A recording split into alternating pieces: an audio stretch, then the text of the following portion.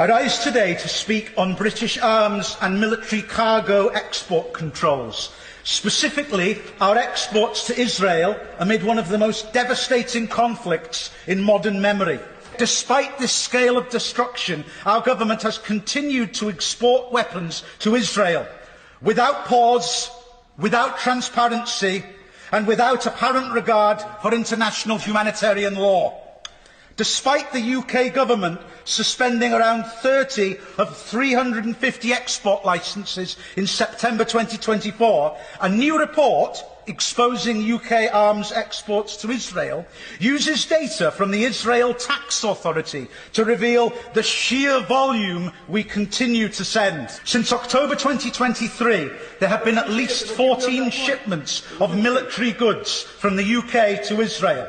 These include over 8,500 munitions, bombs, grenades, missiles and 146 armoured vehicle parts. In October 2023 alone, the UK exported 150,000 bullets.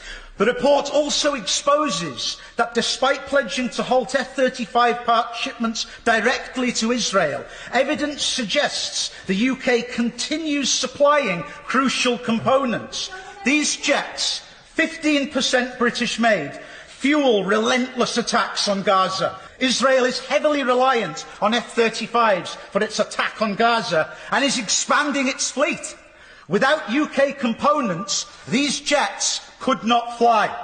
The latest report from the Palestinian Youth Movement further details the F-35 supply chain and shows that sub-assemblies and parts for F-35s, including those used for repairs and maintenance, are all logged and documented, and that the global supply chain for the US-run F-35 maintenance programme has robust traceability. The government doesn't claim that it's too difficult to track where these weapons end up. Instead, it invokes vague concerns about international peace and security. The F-35 programme is one of the most sophisticated supply chains on earth. If we wanted to, we could track every part. The real question is, do we want to?